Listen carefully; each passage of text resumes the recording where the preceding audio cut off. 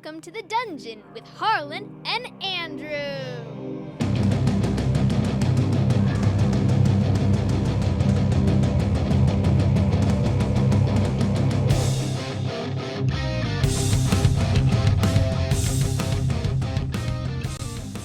No, this is a literal closet I'm sitting in. Here we are. We're live with Will in a closet. These are stairs up to the top floor. I wondered. I wasn't gonna bring it up, but I could tell. Wow. I like it. Dude, a little attic space. It's so loud in here. I pictured you in the very tip-top peak of a house. Hello, everyone. No, absolutely the opposite. I'm Andrew Overdahl. And I'm Harlan Kelly, and this is the dungeon where we talk about all things running the game, running a game, whatever you want. You guys are gonna get sued by some BDSM Twitch show for stealing their name. We check. We'll just collab. That's the thing. We'll go on their show and they can come on our show. It'll be great. You can't show nipples on Twitch, so good luck to that show. I'd like to say. Oh boy. Good luck. Hey, it's not about that. Yeah. We have a very special guest. One of my older friends, not in age, but in the friendship itself. Will Weldon. He's a stand-up comic and role-playing game enthusiast. I think I could call him that without embarrassing him. Welcome to the show, Will. Thanks for doing it. Yeah, thanks for having me. Enthusiast. I don't know. Enthusiast is not the best one. You know, I get the texts privately about games and stuff. You're painting miniatures now, so if you're not an enthusiast, what the hell are you doing in this show? It's just like a hobby, like hobbyist or guy who plays. There's just something about enthusiast. It makes enthusiast to me sounds like somebody who likes something but is afraid to do it. Like if somebody did comedy, you wouldn't refer to them as a comedy enthusiast. Enthusiasts. That's true. I guess what I'm saying is enthusiasts you sound actually like do it. It sounds like more of a cowards fan to me. Okay. Yeah, enthusiasts All are. right. Yeah. Well, yeah. We took a detour down Semantics Road, but you sold me. But hey, full-blown RPG geek Will Weldon is our special guest. Thank you.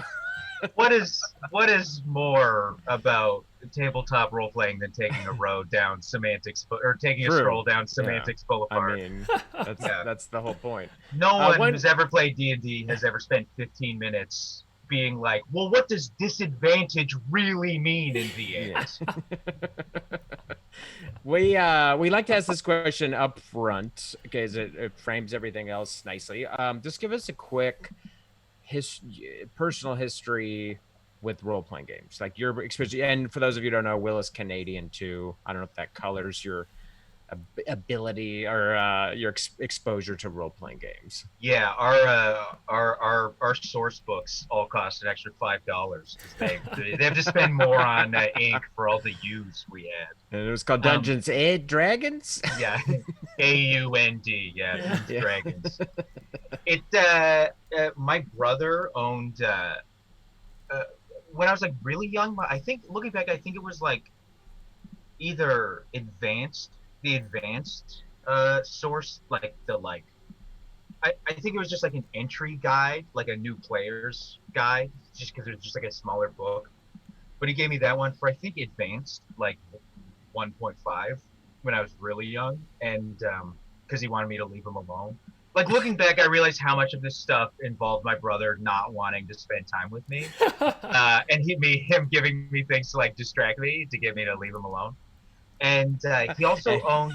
It didn't work, and it like backfired on him because I got really into it. He also owned every single Riffs source book. So like he didn't keep up with D&D. He got extremely into Palladium games, and he's like 10 years older than I am. So I know so much. I could still sit down and like run a game from memory of perhaps the absolute worst tabletop role-playing game system there is. I've never played that, but I remember reading the Rifts books as a kid, and I was like, this is the coolest shit. I thought it was so awesome. It absolutely is a game invented by a guy who just likes to draw laser guns. Like that is the whole. Every source book is overflowing with pictures of like laser rifles, laser pistols, laser Gatling guns. That's awesome. Exosuits covered in lasers, and he's not great at it either. Like they're a little crude. It's really messed but- up that the next guest on our show is that guy that you're talking about. Yeah, Next Kevin- week, he's You our don't guest, even know so- his name. I know his name. Yeah. Kevin Simbeda or something like that. But my brother never wanted to play with me, so I played with a couple of my friends, really just one of my friends, and we tended to we made up a lot of games ourselves. Like we homebrewed whole games. I'm sure that made almost no sense. But so I didn't actually really, truly, properly play any of this stuff until I was in my mid-20s, and I played a 4E game with a couple friends. It was like some people I knew, some people I didn't. The guy who ran it, it was like I got the full deluxe, so spoiled. The guy had like 500 miniatures. He had he's even one of those freaks who bought the scenery to put down on the map. Like those people to me are sick in the head. Well, I make rocks out of styrofoam. Thank you very much. Dude, So it's so much work yeah, to have. It's not just enough work to be I hope I have a carrion crawler here in my bucket of wasted money, but to then also be like, I hope I have the correct mountainous terrain. I'm only seeing barren here, and this is really more of a snowy summer top sort of thing. it's We true. played this 4E campaign for a while, and that was like the most fun. And then I could not find anybody else to play for the longest time. Wait, so just did you have that? Was that the most fun to you because of the crew you were playing with, or because you were playing for you and you're excited about the mechanics of it? it was the mechanics of 4E were fun. I mean, it's like so many people complained about it because they said it was just more like a war game, Yeah, or more like WoW. yeah. But I like the pared down system. I did play one 3.5 game with some guys I worked with at Blockbuster, and it took 3 hours. All the when I was a kid, I remember rolling up a character it takes so long in those old games where they're 50 skills and just all of the options you have, where at the end of the day it's you're how often am I going to use the animal lore skill? Yeah. And I just spent 20 minutes picking between that and reading comprehension or whatever. So it's I like that 4E was pared down, and it was faster, and also we had a really good DM, and we had the perfect amount. I mean, Andrew knows this guy Dan Dominguez, but we only had one agent of chaos in the game, a guy who was a true loon, but everybody else played it pretty straight. And then Dan was just such a maniac, but the DM, worked everything well, that it was a really compelling game we had. And then the couple were running it. They clearly were having problems in the relationship because they moved to Baltimore, and then they Dangerous. broke up a few months later. Yeah, Dangerous. and to I didn't with play people. again until 6 months ago, when I just bought the books and started. And DMing. now you're running. Yeah, now you're running a 5E game. So Man. Now I'll never get to just play ever again. Yeah. I know I never will get to be just a bard. I will have to play entire cities of people for the rest of my life. Yeah, man, you sound like an enthusiast. I gotta say, you sound enthusiastic about this. Yeah. Just dread nonstop, thinking oh god, what are they gonna do from the next? I'm oh, I have to make a map of a dungeon. Jesus Christ, what am I gonna do? But so yeah, that's the core facet of the game. this is the spark of you coming on here, right? Is I got a text from Andrew that said, "Hey, we should have my friend Will on." Yeah, last He asked me last night, night. Will and I were chatting, and Will was complaining about his players, if I can mention them here. If you're watching, I apologize. He They're was not. complaining about his players. Yeah, okay. They're not. I can barely get them to show up for our game. You were complaining about the players. I don't. Forgive me if I'm paraphrasing too much here. You were complaining about them kind of not engaging with the hook of the game. It wasn't even the hook. It was like one. It was just like one of the sessions we had. I think it was like the ninth. It's also insane. We have played every single week for this will be our 14th consecutive week, and I cannot believe that 4 adults, one of whom has 2 kids, 2 of whom still have like pretty like high impact jobs, have managed to make this work every single week. But they just didn't.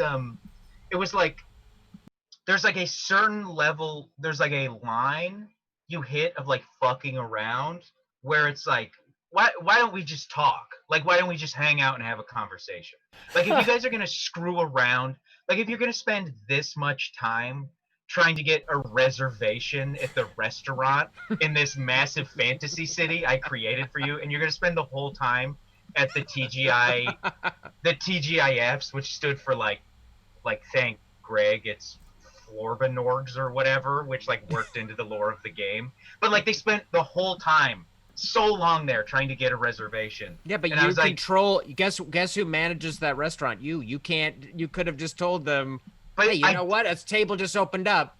You can get You can get no, in. but then I gotta come up with a menu. They're gonna be like, what are the specials?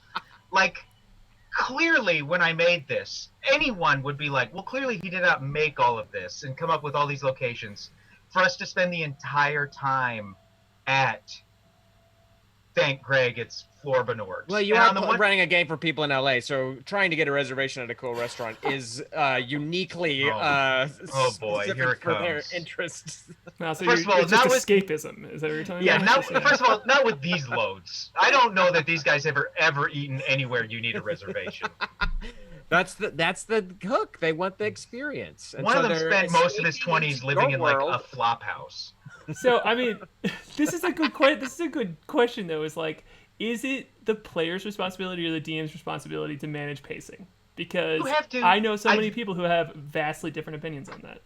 See, I view it as it's the same way. It's like it is because Andrew and I met doing stand up, and it's the same way. There are some people who think it is the comic's job to do everything in their power to get the crowd to laugh, and then there are some comics who think it is up to the comedian. Like the comedian can do whatever they want, and if the crowd doesn't like it, fuck them.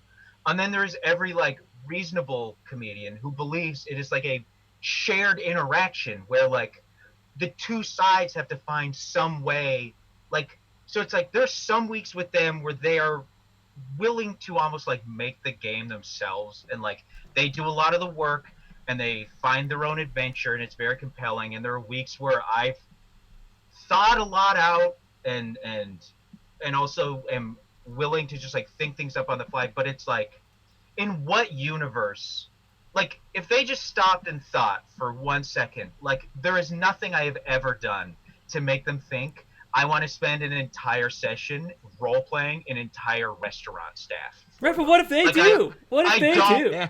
It doesn't, but you have to meet me somewhere, especially when they're like, can we get a table? And I go as the host, you can't get a reservation for 2 months. That's my way of indicating, go do something else. But your players are like, we're getting into this restaurant. I know somebody. They're Charm like person, baby. arguing with the Charm person. hostess. Oh, Oh boy. That's Yeah. that's ridiculous. it's like, you know, my dog just died. Like, come on, give me a little, like, meet me somewhere in this journey so I don't have to do all this work. That's fair. That does Because bring I up a already- good question though, or a question of, but like topic is like those hints that you can keep in your toolbox to let players know this is kind of a dead end, like, because that is handy. Like, Yeah. it doesn't mean you have to put them on the rails and be like, okay, now you're on a theme park ride, I'm gonna just take you through this. But there are some techniques you can do to subtly let them know, like, you're not gonna find what you're looking for in this town. You're not Yeah. gonna be able to do this tangential thing that you're hoping to do. And then that session, it essentially soured me and put me in such a bad mood that afterwards they were trying to find things to do. And essentially everywhere they went, I was like, there's nothing. Nobody's there. There's nothing to do. Where do you want to go? You go to that temple? The priest is like, hey, man, what's up? Not much going on right now. Nothing. You just wash all of the color out of the world as punishment. Yeah, I gave them I'm like, okay, you want You want to hang around in a restaurant that bad? Well, I'm going to give you that real world experience. No one has anything for you to do, and life is not interesting. How's it going? You having fun? You enjoying yourselves? I'm regretting not joining this game. When you hit me up, I was busy. Wow. Now I'm like, boy, I would love to sit in. You should see, the map I drew of this city. It's like this whole, I spent like 30 minutes watching like a YouTube tutorial and then drew by hand a fucking fantasy city. And Show like, us the map. We go to the restaurant. I don't know. It's Go on. grab it. What? No, that's not I compelling. thought it was here in your class. No, what's stupid is it's just probably out in the living room. Is this a homebrewed world or a? Yeah, it's a homebrewed world. Published adventure. Yeah, what? No, I'm playing. Like, what do I seem like a Forgotten Realms kind of guy? Like, jeez, I don't know. No, I thought maybe you could be inspired by it. You might have a menu steal. if you did it that way. You know, Yeah. there's some menus in Waterdeep. So yeah, I mean, it would be a lot less work to do it that way. This does bring up a valid point, though, too, is that I think running a game in a city or any congested area is a whole nother ball game. Like, I have traditionally, most of the games I run, they take place in a wilderness area, and if you find civilization, it's like some hunter-gatherer huts. There's no store, there's no inn, you're lucky if there'd be like a tavern. And so just with that, it's so much easier to populate what the players find because they don't have a massive city where they're like, we want to go to the opera, and you're like, Jesus Christ, what? Like right now, like I have to freestyle an opera? Jeez. Like they started in the woods. I started them at like a camp in the woods. They were like refugees from a ship, and they were just because originally I thought a bunch of people were going to be like playing when they could, and like so I had all these I made up a bunch of random encounter tables to like roll on, and like came up with some NPCs at the camp. But otherwise, I was like, well, there won't be really much of a game world, and like smash cut to this bustling metropolis, there's like Times Square that they're just desperate to go eat at your TGI Fridays. There's like a cult of the Illithid operating in the Underdark, and they don't know what it's infiltrated, and there's a druid clan and an orc warband and an orc settlement, and they're at war with each other. There's one point where they met up with a group of drow. A bunch of drow took them prisoner to do a mission, and they started to train them. I just had this moment where I was like, what do I want to have to play now? They're in a whole new drow community. So they got back to the place where all the drow had been. I'm like, they're all dead. They've all been killed by gnolls. I'm retconning. I realized I don't want to do this. I don't want to screw around with these drow. So they're all dead. And you can have this fort there if you want it, but the drow are dead and gone. Did you tell them that was the reason, or did? Yeah, after we were done, I told them. I was like, I really realized I did not want to have to do this like Slavic accent. I decided to give all drow right now, so I killed them all, so I didn't have to keep doing this like. Whoa, Eastern a victim European of their own accent. The worst way for an NPC to die. And I mean, there was genocide, really. There was a French NPC I killed as well because I realized I couldn't do the accent I was trying to give him, so he died. This is truly. You do know you could also just change the voice and be like, "This is this character's voice now." I've changed characters' voices. I've been like, "Oh yeah, they talk like this now." Like, oh, the voices change every single game. I never remember how people talk. It's just the ones with accents. Those are the ones who die for it. So. Yeah, going full Baltic for an entire region of people. That was where my big mistake was. Yeah. Now when your players run into anyone with a European accent, they'll be like, "Time short with this one. We better ask all the questions we have because this is truly a new level of adversarial DMing." Like I've always heard it about like, you know, like, oh, your party's too powerful, like, or I want this cool moment with this dragon where my character wins, but like I don't want to do this accent, so I'm gonna destroy this town is truly like another God level of, like, shit. Yeah. Hey, no, that's me being adversarial with myself. That's me admitting a mistake and bumping it up. Yeah. Oh my and God, killing the a things whole these nation guys of get- people over it. Not a nation. It was one fort. Okay, it was like 50 drow. Yeah, tell it to their parents. You know? So, and I mean, think of the ripple in the community. The Well, whole they're community. very in this world. They're a very militaristic society, so I think they understand. It's just how it goes. sure, whatever you need to tell yourself, buddy. Look, adversarial. I'm making up feats for these goddamn players. They get treated like kings in my game. Custom feats. They're level 4, and I gave them all custom feats. Like, What are some of these custom feats? Well, one of them is a Kenku who likes using that cantrip. I can't remember it, but it's essentially you like. He likes using vicious mockery. It's great. So I gave him like 2. Essentially, I gave him 2 like buffs, but if he fails to hit, so it's like 1, it does double damage and gives him advantage for double the rounds, or the thing gets disadvantage for 2 rounds instead of just 1. But if he doesn't hit, it starts attacking with advantage, because the logic is his vicious mockery is now extra vicious, so it either works extra well, or it's so vicious it just pisses the thing he's attacking off, and it now has advantage. And then there was, I think, something else. I think something else was vicious mockery. It's like, he's like a warlock, so he does like 2 things in combat. He's like 2. He casts that, or the thing every warlock uses over and over in every single combat. Eldritch Blast. Yeah. Eldritch Blast. Yeah.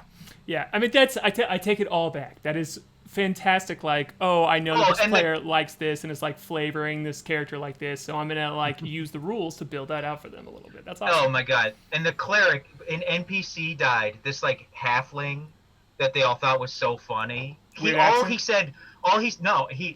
like this, but all he said was, "I'm Ermin," and then he got killed in combat, and he died because I was like, "Do you want me to do the death saving throw, or do you want to do it?" And one of them was like, "I'll do it," and he rolled a 1, so Ermin died, died, and the guy who been playing the cleric was having like a really bad day. And it really upset him that Ermin died. So after that, for the feat, I gave him a feat where once per long rest, he can nullify a death saving throw in combat. Ooh. So like, whoa, that's pretty good. Yeah, because I didn't need him looking suicidal for another entire session again. Like, I was like, oh no, I'm gonna have to find a way to like make this right. Yeah, I mean, that's like basically once per day, and how many times a day would you even use it? I mean, the flip side to me is like, if I'm really angry, like if it ever gets to a point where I really want to kill one of them bad enough, I just have like, it's like they just get, if one of them is unconscious, then I just have 3 consecutive monsters hit them while they're unconscious. So they it is really this kind of thing. That's like the main, like, I'm like pretty gentle in combat. Oh, I can tell. Yeah. Yeah. Well, I am. I like feel bad, like it's the restaurant reservations where you crack down. This is like the adult red dragon of restaurant hostesses. Dude, it's like all combat. I have every enemy attacking the tank. Like I'm doing you guys this huge favor by having everybody fight Mikey, and he's so hard to hit because he's an Eldritch Knight, so he just gets shield even when I managed to beat his AC. And, like, how do they repay me? By wasting my goddamn time once they get to the city of Ganondorf. Man. All right, well, I'm like kind of like scared to ask some questions, but we do have some questions in the chat. Yeah, we have some good questions in the chat, but first let's do the roll table. So roll a d20, and I hope you roll a 1 because... I got a 5. Okay. Yeah, I don't think I've ever rolled double digits since I started DMing. It's like humiliating. If you roll a 1, you were 100% gonna have to make up a menu, just like on the spot. I don't care what the answer. Tell us the specials, and does that have sugar in it, like real sugar? A 5. We've asked this once, maybe twice before. Do you have a favorite enemy to throw at players? Like just like the enemy checks all the boxes for you. Either you could use them in a random encounter, or you're just like, I like this enemy and I'm gonna plan like a story arc around them. I've never like it's because this is like the first game I've like actually DM'd, and they're still only the 4th level. The temptation is just to let them jump up in levels constantly, so I can see what I get. Like, what I'm trying to say, I actually use gnolls a lot, and gnolls are like a plot device, and I like gnolls because, like, if you include like Volos, and I think Mordenkainen has a few as well. Yeah. And I also just got the Tome of Beasts, which is like the third-party Kobold Press supplement, and I think that might have like they're just like a lot of gnoll varieties, and their challenge ratings are all like half, 1, 2, like, so there's like a lot of variety built in there. So I think they've had like multiple gnoll encounters and I'm weaving into the plot. But shit like carrion crawlers, Grell, like I like gross, like either things that's like a disgusting giant centipede that eats corpses, or it's a brain with a beak and tentacles that like shrieks at you. Grick or great. That's the carrion crawlers are. I've only thrown carrion crawlers at a party once, but they were sufficiently. I was like, maybe this is such like an old, boring enemy. They're not going to care, but they did care, and they did not want to be around them, and they literally hid in a hut from it and let it eat all the bodies.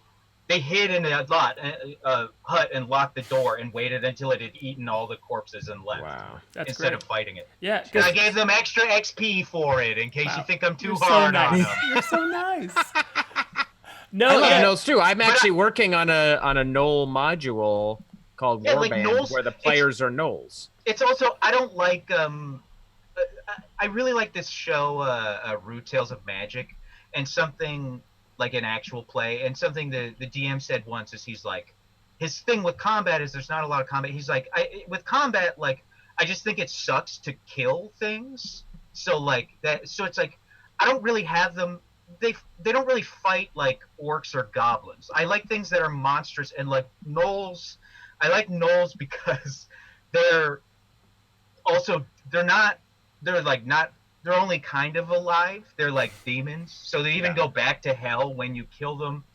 And there's a lot of variety, and also for whatever reason, it would start off as a joke, but it's become canon that all gnolls are Catholics. So I get to like work a lot of like weird shit in too when gnolls show up. But like I don't like that is the weirdest homebrew twist I've ever heard. Yeah, keep going.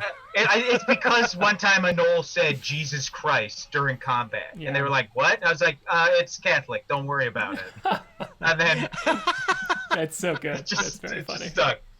Also, gnolls don't speak common, so kind of already bending the rules. But yes, I bend the rules all the time for things to curse at them in combat or to say, "Yeah, fuck you" or whatever. But like orcs and stuff, orcs and goblins, I really like orcs and goblins. So like that's the stuff I don't give them. Really, the humanoids, I have them kill humans or elves, like that. Right. Those things, I'm like, I hate these races. Like, go ahead and kill these things. Yeah, my bad guys are always elves or humans, pretty much. Orcs are always like merchants. I just think it's funny for them to find like a flamboyant orc on the road who's like trying to sell them like T-shirts that say things like, "You wouldn't understand. It's a halfling rogue thing," or like stuff like that. That's awesome. All right. We have some good questions here in the chat. These are positive questions, so you're gonna hate them, Will. What's your favorite moment so far as a DM? What's a moment that sticks out for you? Dude, it's so funny. I have like no memory for joy. For like, it's honest. It was very organically, like this like powerful leader of the refugee camp they were a member of. It was like this like dwarf admiral went with them on an expedition into the forest, and just like the way, like, it just ended up this thing where they were positive she was really into one of the PCs. So they're sitting around a fire, and he went over and tried to put the moves on her. And like, Mikey's a great guy. He's very sweet. He is not great at talking to women in real life. So I would make him tell me what he was saying to her, and I made him roll disadvantage after like every single thing he said, because it was all really like he was doing a bad job. And then his rolls were uniformly terrible, and they just like watched as like this NPC who actually was like at that point kind of like fond of him and appreciated how kind he'd been. They just watched in horror as her relationship to him did a 180, and by the time he walked away from the conversation, they were like, "She's gonna like kill us in our sleep."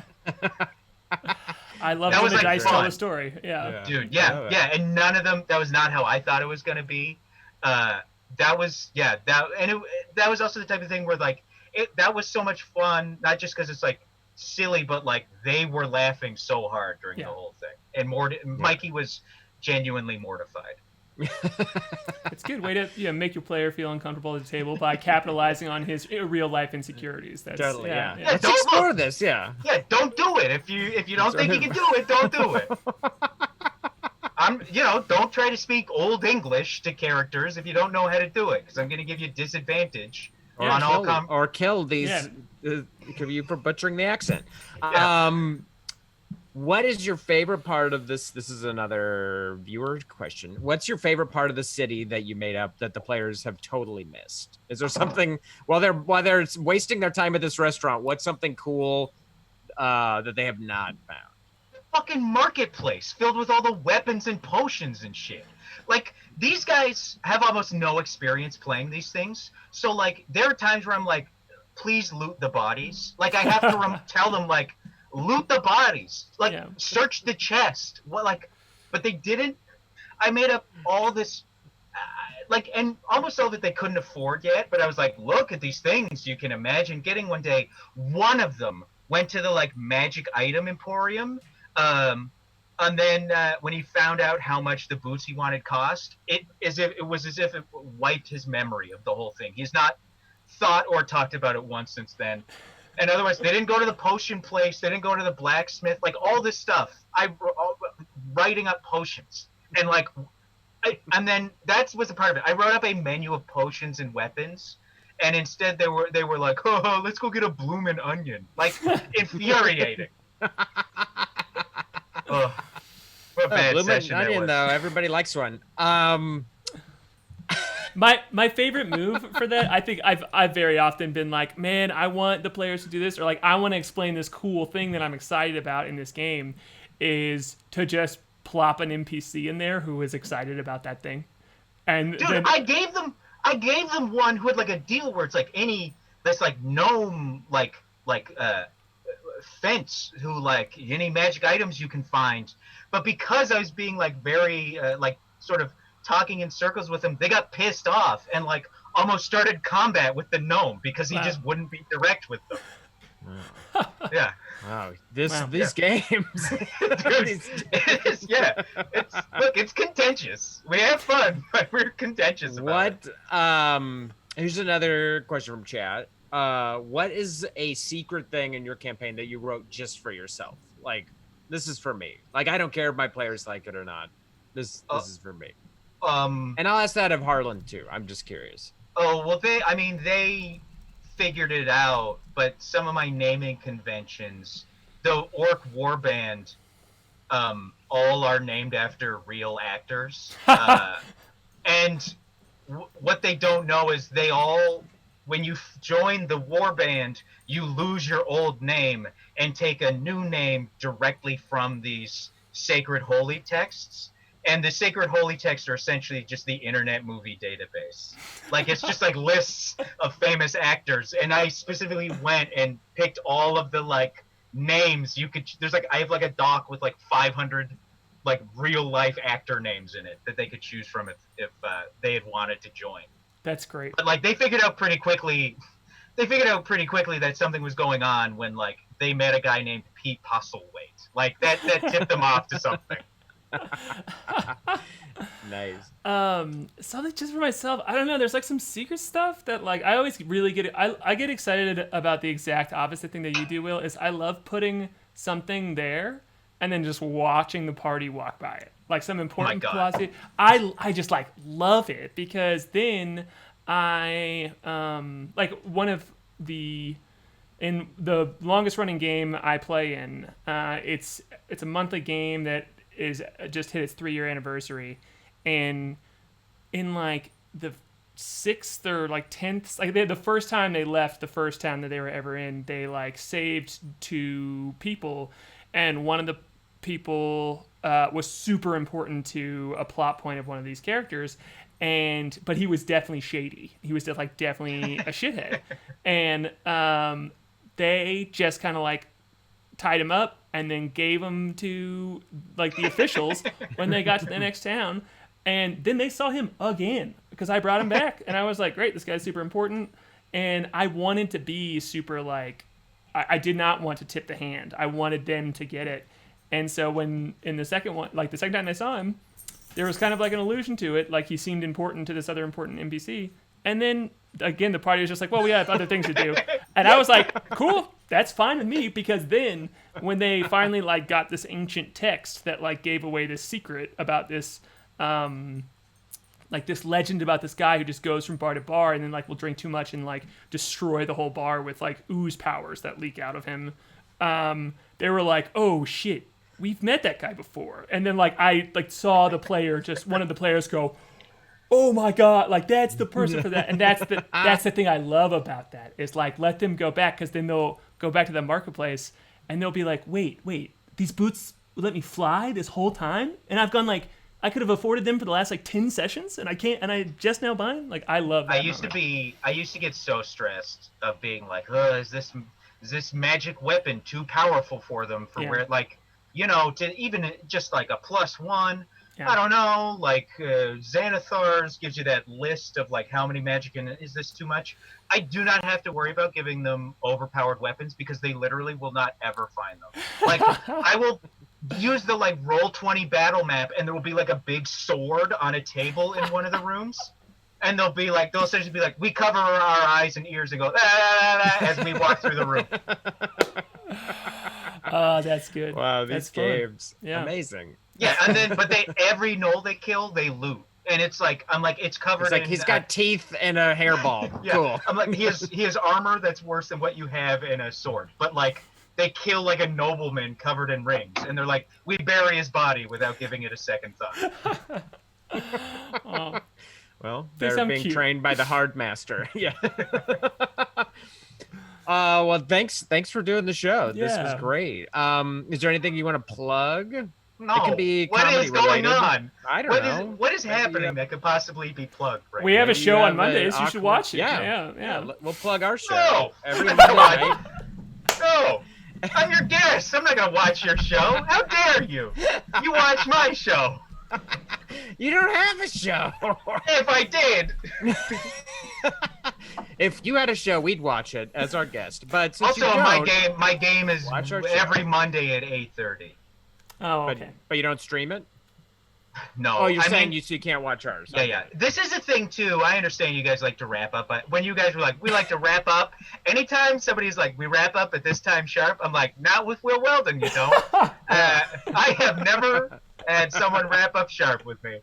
But it's like, that's honestly the worst thing about DMing, is that I am so poisoned from like being in the industry. I am so poisoned with like content mindset that it like eats away at me, that I am doing all of this like writing and performing for like the games are so fun, but some part of me feels like I'm being an idiot for doing all of this work for just having fun without there being profit like success. I also bake, and sometimes people will be like, oh, you could get a job, and I'm like, no, I will never mix my passion with commerce ever again, because it ruins your ability to just do it and enjoy it. Like, even I'm like, I should start an actual play podcast. I'm like, yeah, the world needs more actual play content. Like, there's a lot of it. Like, I feel like the ones that came up in the last few months, those should probably be the last ones for a little while before some of the current ones. It's like, nice of you to promote our show like that. I appreciate it. It's like going into our show. I said the last few months. That should be the end. It's like, but it's like grocery stores in COVID. It's like only a certain number of people can be in them, and no one else can go in once some of those people leave. So like, no more actual play until some of the current actual play shows end. Most of them will. Nobody commits to this kind of shit.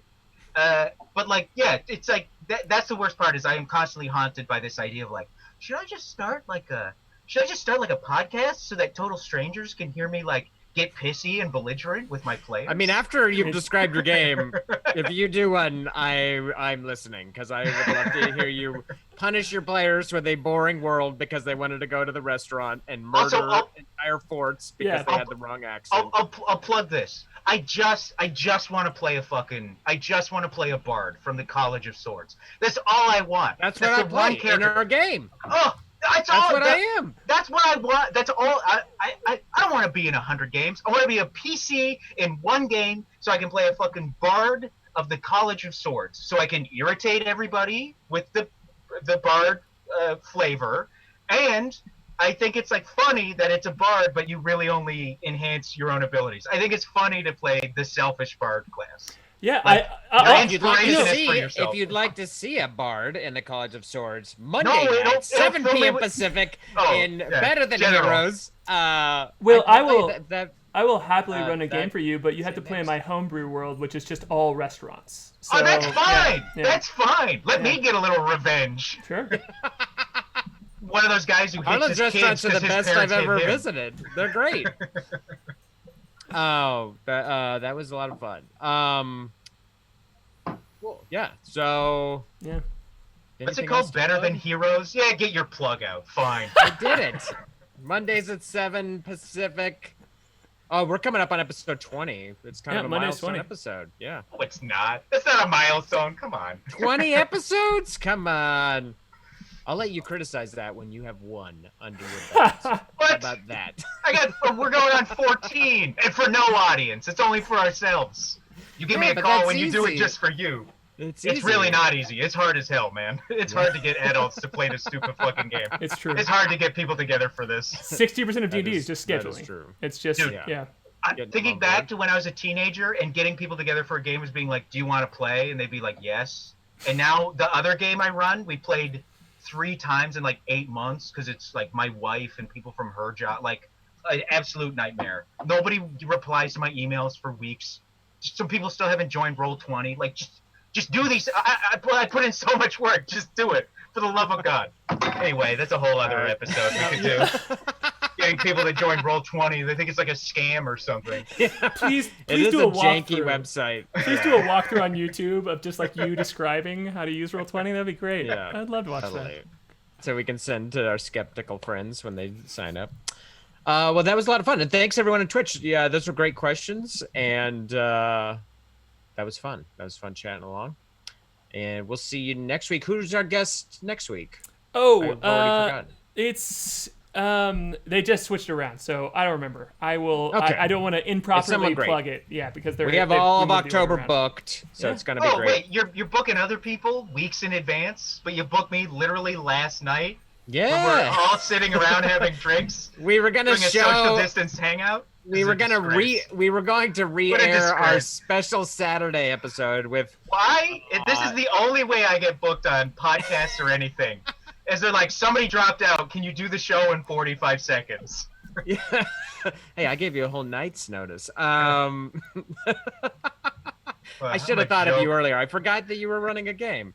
But then after hearing you hold forth last night on how much fun you were having, I was like, I gotta get Will on the show. Also, we're streaming a special game of the horror game 10 Candles Friday, October 9th, right here. If you want to check that out, it's going to be fun. I believe we have Kyle Kinane going to be our special guest player. It's going to be a lot of fun. Friday, October 9th. So we'll see you then. And as always, tip your DM if you can. Do it. They do all the work, like Will said. Kick Will a few bucks. He deserves it. I should have plugged my Venmo. Just send this episode to all your players. Yeah. I'll make a little clip that's just this end part. All right. They'd love that. They love when I'm passive aggressive. Yeah. Yeah. Awesome. Thank you all so much. Bye.